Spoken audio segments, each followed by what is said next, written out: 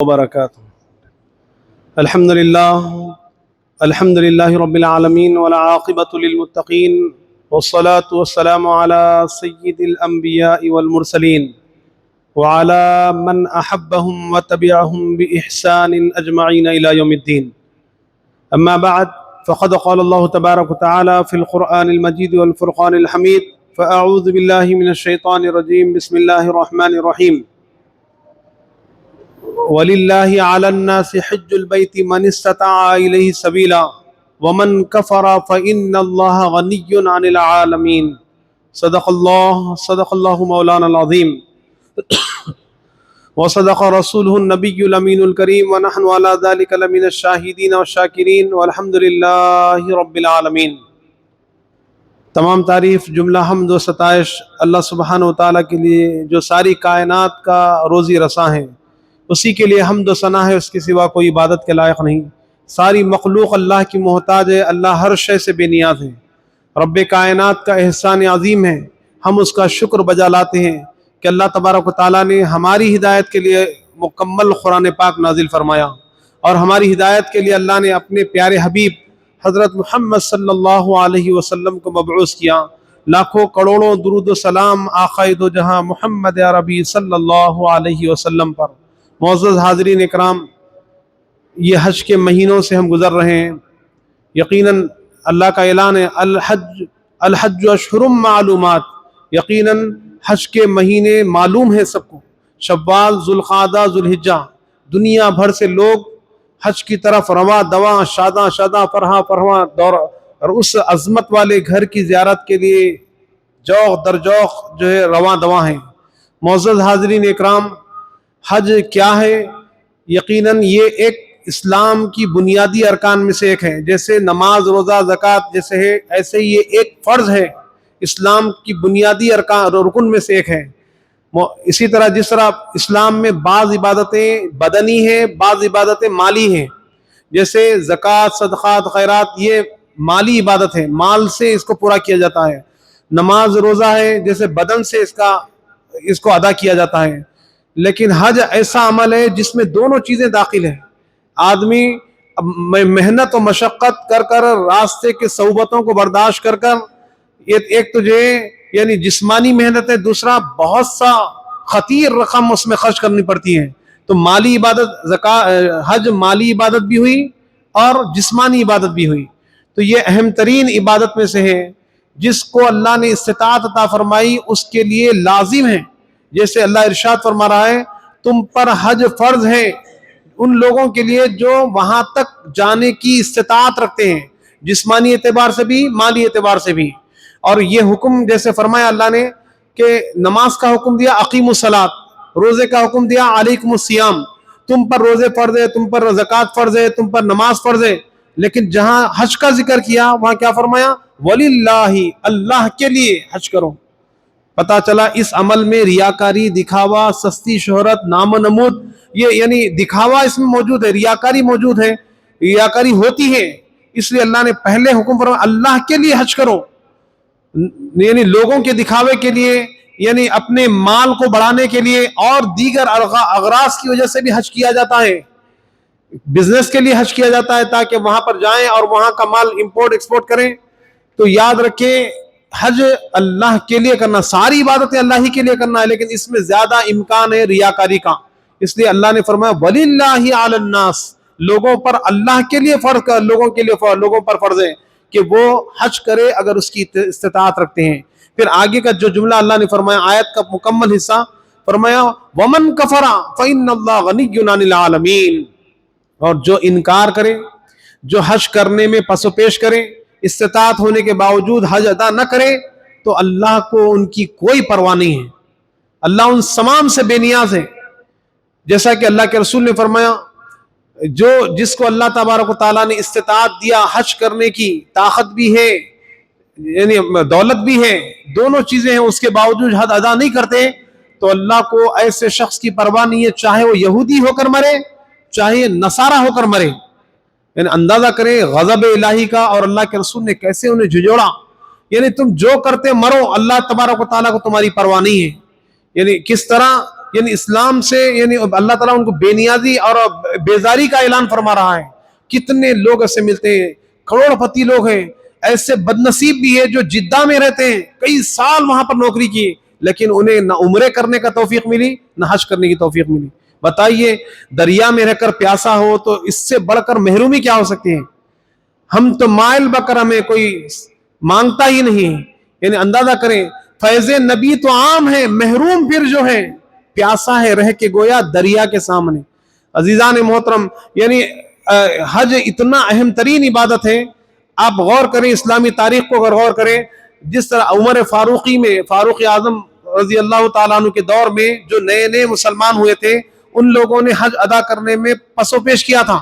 تو آپ نے کہا کہ میں یہ مصمم ارادہ کرتا ہوں کہ کچھ اپنے کارندوں کو بھیجوں اور ان کی دولت کا جائزہ لوں. اگر وہ حج کرنے کی استطاعت رکھتے ہیں, اس کے باوجود بھی حج نہیں کرتے, تو ان کے لیے جزیہ لگا دوں, ان کے لیے ٹیکس لگا دوں. جزیہ اس ٹیکس کو کہتے ہیں جو اس مسلم ملک میں غیر مسلم اگر رہتا ہے تو جو وہاں رہنے کا ٹیکس دیتا ہے, تو جیسے اقامہ بناتا ہے, جس طرح جو وہاں رہنے کے جو پے کرتا ہے, اس طرح ان لوگوں کے لیے جزیہ لگا دوں. حالانکہ وہ مسلمان ہیں, لیکن مسلمان کے لیے عمر رضی اللہ عنہ فرماتے ہیں میں انہیں جزیہ لگا دوں, ٹیکس لگا دوں, جو حج کی استطاعت رکھنے کے باوجود حج نہیں کرتے. تو گویا کہ انہوں نے کیا سمجھا؟ غیر مسلم سمجھا. جزیہ تو غیر مسلم کو لگایا جاتا ہے. اسی طرح سیم حضرت ابوبکر صدیق رضی اللہ تعالیٰ کے دور میں جو زکوٰۃ ادا کرنے میں پس و پیش کر رہے تھے, زکوٰۃ ادا کرنے میں پیچھے ہٹ رہے تھے, تو حضرت ابوبکر صدیق رضی اللہ تعالیٰ نے فرمایا میں ان سے جہاد لوں گا, ان سے جہاد کروں گا. عمر رضی اللہ تعالیٰ عنہ نے کہا اے امیر المومنین, وہ تو مسلمان ہے, مسلمان سے جہاد کیسے؟ مسلمان کا خون مسلمان پر حرام ہے. تو آپ نے فرمایا, پوری زور و شور کے ساتھ فرمایا, جو نماز میں اور زکوٰۃ میں فرق کرے تو پھر میں ضرور ان سے جہاد لڑوں گا. تو عمر رضی اللہ عنہ فرماتے ہیں کہ ان کی حکمت, ان کی دانائی اور ان کی دوراندیشی مجھے بعد میں سمجھ میں آئی, لیکن جو فرض میں فرق کرے, اللہ نے جس کو فرض قرار دیا اور مومن ہو کر اس میں پس و پیش کرے, پیچھے ہٹے, تو پھر مسلمان باقی کا رہا. تو جو جان بوجھ کر نماز چھوڑے وہ کفر کی سرحد میں چلا گیا. تو پھر جان بوجھ کر اگر زکوٰۃ ادا نہ کرے تو پھر کس میں رہے گا؟ جان بوجھ کر یعنی حج ادا نہ کرے تو پھر یہ بھی فرض ہے, وہ بھی فرض ہے. تو اس طرح جس کو اللہ نے استطاعت عطا کیا, یعنی طاقت دیا, دولت دیا, تو اس پر لازم ہے کہ وہ حج اول وقت حج ادا کر دیں, اسی سال حج ادا کریں. اگر اس میں پس و پیش کرتا ہے تو پھر یقیناً خمیازہ اس کا بھگتنا پڑے گا. معزز حاضرین اکرام, زکوٰۃ حج جو ہے 2 یا 3 ہجری میں فرض قرار دیا گیا, لیکن دشمنوں نے ایسا اللہ کے رسول کو مصروف رکھا, مکے میں تکلیف دیتے رہے 13 سال, پھر مدینہ گئے, وہاں بھی چین سے رہنے نہیں دیا. دوسرے ہی سال جو ہے جنگ بدر ہوئی, پھر جنگ احد, جنگ احزاب, ایک کے بعد ایک جنگ پہ در پہ جنگوں میں مصروف رکھا. پھر اللہ کے رسول نے جب جنگ احزاب کے بعد ذرا تھوڑا سا اپنے آپ کو جو یعنی افاقہ پایا, تو پھر آپ نے بیت اللہ کی زیارت کا ارادہ کیا. تو آپ کے ساتھ 1400 صحابہ 6 ہجری میں 1400 صحابہ چل پڑے کعبے کو دیکھنے کے لیے. وہ گھر جس کو صبح شام اللہ کے رسول دیکھتے تھے, جس کو دیکھنا بھی عبادت ہے, صرف دیکھنا عبادت ہے, ویسے گھر کو طلب پیدا ہوئی صحابہ اکرام کی. اور اللہ کے رسول صلی اللہ علیہ وسلم تو 6 ہجری میں جب گئے تو پھر ظالموں نے آپ کو عمرہ کرنے نہیں دیا.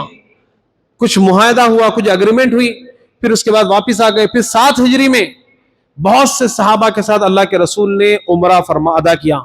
پھر 8 ہجری میں فتح مکہ ہوا, 10,000 صحابہ سے زیادہ آپ کے ساتھ اللہ کے رسول کے ساتھ جو ہے عمرہ ادا کیا. پھر 9 ہجری میں اللہ کے رسول علیہ الصلوۃ والسلام نے ابوبکر صدیق رضی اللہ تعالیٰ عنہ کے ہمراہ یعنی صحابہ اکرام کو پہلا حج آپ کی نگرانی میں ادا کرنے کا حکم دیا, اور وہاں کے غیر یعنی رسوم و رواج, جو باطل رسوم و رواج ہے, اس کا خلا خما کرنے کا حکم دیا, اسے ختم کرنے کا حکم دیا. تو 9 ہجری میں ابوبکر صدیق رضی اللہ تعالیٰ عنہ کے نگرانی میں بہت سے صحابہ اکرام نے اسلام کا پہلا حج یعنی امت مسلمہ یعنی حضور علیہ الصلوۃ والسلام کی امت کا پہلا حج ادا ہوا. پھر اس کے بعد 10 ہجری میں نبی کریم صلی اللہ علیہ وسلم نے ارادہ فرمایا, تو آپ کے ساتھ چلتے چلتے 1 لاکھ بلکہ 1.25 لاکھ تقریباً صحابہ 1.25 لاکھ صحابہ اکرام نے حضور کے ہمراہ حج ادا کیا, جس کو حجۃ الوداع کہتے ہیں. پیارے آقا علیہ الصلوۃ والسلام نے یعنی ایسا بلیغ خطبہ عطا فرمایا جو آپ کے خطبہ یقیناً پوری دنیا کے لیے مشعل راہ ہے.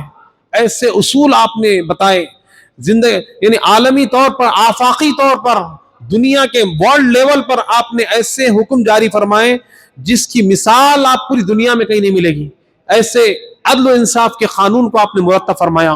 تو معزز حاضرین اکرام، 10 ہجری میں آپ نے حج ادا فرمایا. حاضرین اکرام، حج کیا ہے؟ حج کے بارے میں اللہ تبارک و تعالیٰ ارشاد فرماتا ہے، یہ حج کے مہینے سب کو معلوم ہے. حج اشہر معلومات، فمن فرض فیہن الحج فلا رفث ولا فسوق ولا جدال فی الحج. فرمایا یہ اس حج کے دوران جس پر حج فرض قرار دے دیا گیا، حج کا ارادہ کر لیا تو 3 گناہوں سے بچ گیا تو وہ ایسے پاک ہوگا جیسے ماں کے پیٹ سے پیدا ہونے کے بعد پاک ہوتا ہے گناہوں سے. وہ 3 گناہ کیا ہے؟ پہلا، شہوت کی نظر، شہوت کا کام، بے حیائی کا کام سے اپنے آپ کو روکے.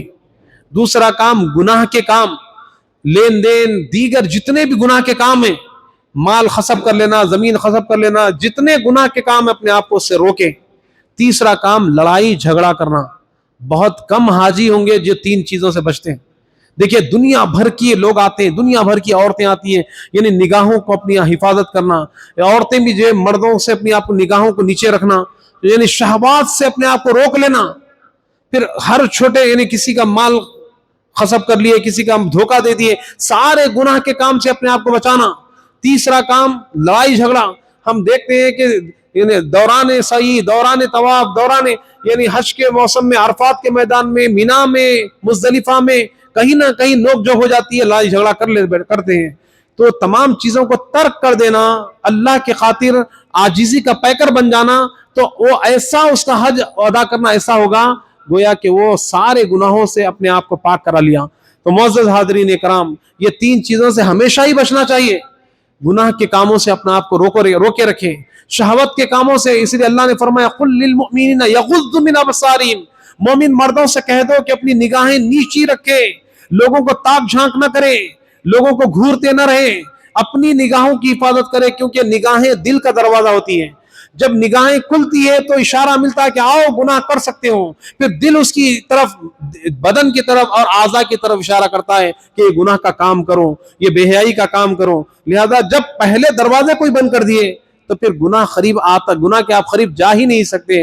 حاضرین اکرام، فی زمانہ یہ عریانیت کا دور ہے، سوشل میڈیا کا دور ہے، موبائل کا دور ہے، انٹرنیٹ کا دور ہے. کوئی چیز ڈھکی چھپی نہیں ہے، سب آیا ہیں، سارے پردے اڑ گئے ہیں. تو ایسے وقت اپنے آپ کو، اپنے بچوں کو، اپنی نسل کو کی حفاظت پہلے سے زیادہ ذمہ داری بن جاتی ہے کہ وہ اس کی حفاظت کریں. معزز حاضرین اکرام، تو اللہ تعالیٰ فرماتے ہیں کہ فلا رفث ولا فسوق ولا جدال فی الحج وما تفعلوا من خیر یعلمہ اللہ. جو بھی تم خیر کے کام کرتے ہیں اللہ سے ڈھکا چھپا نہیں ہے، اللہ سب کو جانتا ہے، اللہ ہر چیز سے واقف ہے. تو لہذا یعنی دنیا کی کوئی ایسا انسٹرومنٹ پیدا نہیں ہوا کہ جو دل میں جو چیز ہو رہی ہے وہ ظاہر ہو جائے. لیکن اللہ فرماتا ان اللہ علیم بذات الصدور، تمہارے دلوں میں جو بھید ہے، دل میں جو بات چل رہی ہے اس سے بھی اللہ واقف ہے، وہ چیز اللہ سے چھپی ہوئی نہیں ہے. وما تفعلوا من خیر یعلمہ اللہ وتزبدوا. پھر اللہ فرماتا ہے جا رہے ہو سفر کے لیے تو زیادہ سفر لے لو، سامان سفر لے لو، یعنی 1 مہینے کا، 1.5 مہینے کا سفر ہے تو سامان لے لو. پھر فرمایا فإن خیر الزاد التقوی، یہ سارے سامان میں سب سے بہترین سامان تقوی ہے. یعنی کیا سا تقوی ہے؟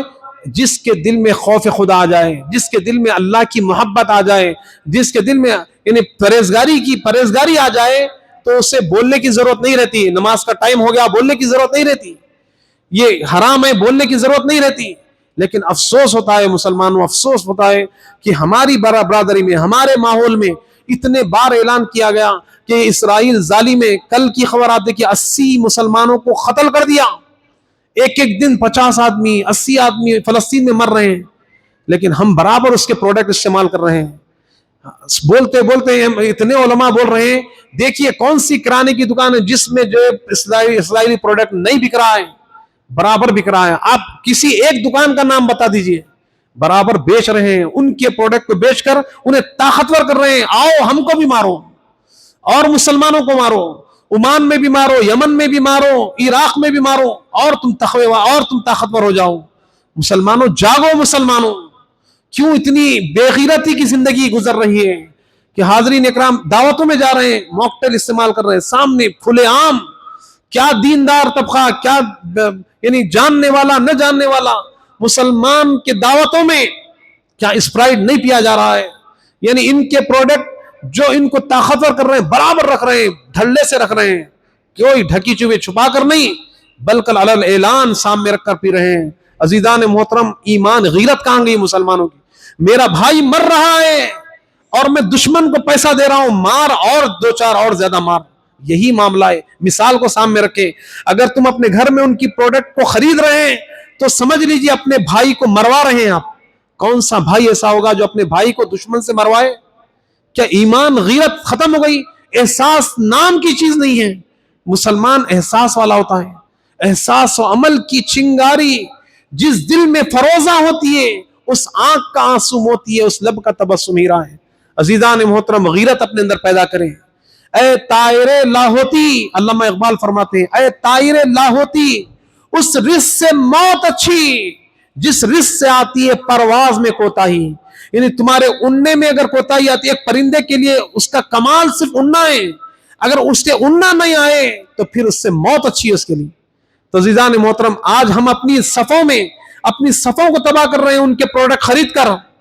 ये एहसास नहीं है, उनके चॉकलेट खा रहे हैं, उनके ग़िज़ाएं खा रहे हैं, उनके सारे शैम्पू देख लीजिए पूरे उनके इस्तेमाल कर रहे हैं।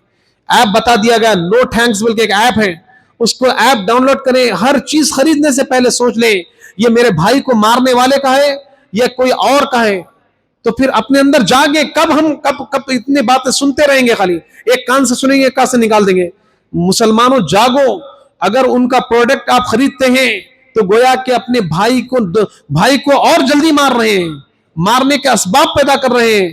तो ये तमाम चीजें याद रखें। यानी अल्लाह तबारक व तआला ने हमें इस्तिताअत अता फरमाई, जो चीज हमारे इख्तियार में वो कर लीजिए, वो इख्तियार कल आपसे छीन लिया जाएगा। क्योंकि आज इख्तियार है, अपने इख्तियार से चलकर तुम अपने कदमों से चलकर अल्लाह के घर में आ सकते हैं। लेकिन अगर आप इख्तियार को इस्तेमाल नहीं करते, आपको अपनी अथॉरिटी को इस्तेमाल नहीं करते, तो अल्लाह वो चीज अब छीन लेता है। कितने ऐसे मसाजिद बंद कर दिए गए जो आप अपनी कोताही की वजह से हमने उसे बंद कर दिया। मुअज़्ज़ज़ हाज़रीन इकराम, लिहाजा आज हम हालात को देखें, इसके हालात की नज़ाकत को देखें और अल्लाह से रुजू हो जाएं। सारी क़ुव्वतों का मालिक अल्लाह सुब्हान व तआला है, सारी क़ुव्वतों का ताकत का मालिक अल्लाह सुब्हान व तआला है। उसकी बारगाह में रुजू हो जाएं। किस तरह यानी आज मुल्कों में कशीदगी है, एक दूसरे से नफरत है, सिर्फ मुसलमान का नाम लेकर। हालांकि हुआ वहां पर दहशतगर्दी, लेकिन हमारे इलाकों में पकड़ पकड़ कर मारा जा रहा है, दाढ़ी देख लिया मारा जा रहा है। यानी इसका क्या कसूर है? कर्नाटक में रहने वाले का क्या कसूर है? तेलंगाना में रहने वाले का क्या कसूर है? वहां पर जो कश्मीर में हमला हुआ, ये तो बेकसूर लोग हैं, इन पर क्यों जुल्म हो रहा है? अजीजान मोहतरम, उनका नाम लेकर इनको जो है ये इनकी जमीन को तंग किया जा रहा है। ऐसे वक्त रब की बारगाह में रुजू हो जाएं। सारी क़ुव्वतों का मालिक अल्लाह सुब्हानहू व तआला है, उसके मंशे के बगैर पत्ता भी नहीं हिलता। क्या अल्लाह हमसे नाराज है? क्या रब कायनात को मनाने के वो सारे असबाब को इख्तियार करें ताकि अल्लाह तबारक व तआला हमें सुरखरुई की जिंदगी अता फरमाए। अजीज़ान मोहतरम, हज एक बेहतरीन इबादत है और हाजियों से भी दरख्वास्त करें कि अल्लाह तबारक व तआला उम्मत मुस्लिमा को मुत्तहद कर दे, उम्मत मुस्लिमा की मदद करे, फ़लस्तीन की हिफाजत करे और दीगर इस्लामी ममलिकत की हिफाजत करे। मुअज़्ज़ज़ हाज़रीन इकराम, जिसको अल्लाह ने इस्तिताअत अता फरमाई वो हज का इरादा कर ले। इताअत फरमाबरदारी लाजिम है। हमको पैदा किया गया अल्लाह की फरमाबरदारी के लिए। वमा खलक़तुल जिन्न वल इंसा इल्ला लियअबुदून, अल्लाह का ऐलान है, हमने इंसानों और जिन्नों को महज अपनी इबादत के लिए पैदा फरमाया। अगर वो अपने मकसद से दूर है तो फिर उनका पैदा करना बेफेज है। यकीनन अल्लाह ने जन्नत भी बनाई, दोज़ख भी बनाई। जो इताअत और फरमाबरदारी करेगा अल्लाह उसे हमेशा की राहत अता करेगा, और जो नाफरमानी और अपनी मर्जी की जिंदगी गुजारना चाहता है तो उसके लिए जहन्नम तैयार है। अल्लाह से दुआ करते हैं कि मौला कहने वाले सुनने वाले हम तमाम को अमल खैर की तौफीक अता फरमा। मौला हर बुराई से हिफाजत फरमा। अल्लाह आलम इस्लाम की हिफाजत फरमा। मुसलमान जहाँ रहते बसते हैं मौला, उनकी یعنی ظاہر باطن ہر بیماری ہر مصیبت سے ان کو نجات عطا فرما، اے اللہ صحت و تندرستی عطا فرما، حکمت و دانائی عطا فرما، قوت بازو عطا فرما، ایمان کو پختگی، ایمان میں پختگی عطا فرما، اے پروردگار عالم مسجد کا نمازی بنا دے، میدان کا غازی بنا دے، دین کا دائی بنا دے، اے اللہ ہم تیری ہی عبادت کرتے ہیں، تجھی سے مانگتے ہیں مولا، تجھے تیرے پیارے حبیب حضرت محمد صلی اللہ علیہ وسلم کا واسطہ، تجھے کل انبیاء کا واسطہ، تجھے کل اولیاء کا واسطہ مولا مسلمانوں پر نظر رحمت فرما مولا، مسلمانوں پر کرم کا معاملہ فرما مولا، اے پروردگار عالم مسلمانوں کو آزمائش سے نکال دے مولا، خصوصاً فلسطین کی آزمائش کو روک دے مولا، اے اللہ ان کو راحت عطا فرما، ظالم کو نیست و نابود کر دے مولا، اسرائیل کو تباہ تاراج کر دے مولا، اے اللہ ان کے مددگاروں امریکیوں کو تباہ و تاراج کر دے مولا، جو مسلمانوں کے جان کے مال کے دشمن ہے مولا، اے اللہ مسلمانوں کو سرخ روئی کی زندگی عطا فرما، ایمان کی دولت سے مالا مال فرما، ایمان میں پختگی عطا فرما، اے اللہ ہم تیرے قرب کے طلبگار ہیں مولا، تیری رحمت کے طلبگار ہیں مولا، تیری چاہت کے، تیری محبت کے طلبگار ہیں مولا، ہمیں اپنا بنا لے مولا، تیرے نیک بندوں کے زمرے میں ہمیں شامل کر لے مولا، وصلی اللہ تعالی وسلم علی خیر خلقہ ونور عرشہ وعلی آلہ واصحابہ اجمعین، وآخر دعوانا الحمد للہ رب العالمین۔